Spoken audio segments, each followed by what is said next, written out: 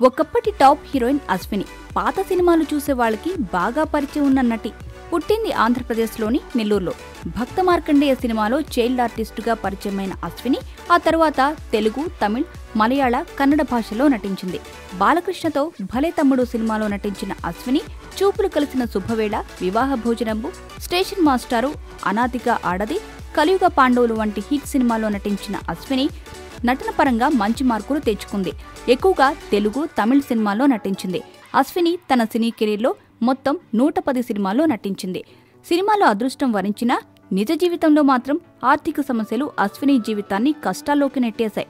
అశ్విని ప్రముఖ కవి మనవణ్ణి పెళ్లి చేసుకున్నారు. సినిమాలు తర్వాత తమిళ సీరియల్స్ లో కూడా నటించింది. క్యాన్సర్ అటాక్ కావడంతో అశ్విని పరిస్థితి మరింత దిగజారిపోయింది. అశ్విని కొడుకు కార్తిక్, తమిళ హీరో పార్థివన్ కొడుకు రాఖీ ఒకే స్కూల్లో చదవడం వలన అశ్విని పరిస్థితి తెలుసుకున్న పార్థివం ట్రీట్మెంట్ కి సహాయం చేయడానికి ముందుకొచ్చారు. కానీ హార్ట్ అటాక్ రావడంతో ఆమె మరణించారు. అశ్వినిని సినీ ఇండస్ట్రీకి పరిచయం చేసింది హీరో పార్థివంనే.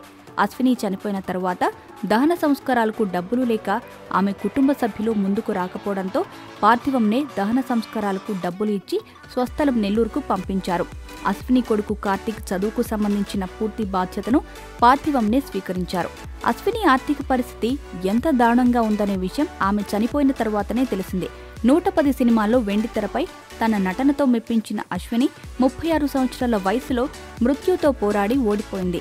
ఆమె బ్రతికుండగా ఏ ఫిల్మ్ ఇండస్ట్రీ వాళ్లు పట్టించుకోలేదు. ఇలాంటి ఎంతో మంది అశ్వినీలు వెండితెరపై మెరిసి జీవితంలో ఓడిపోతున్నారు.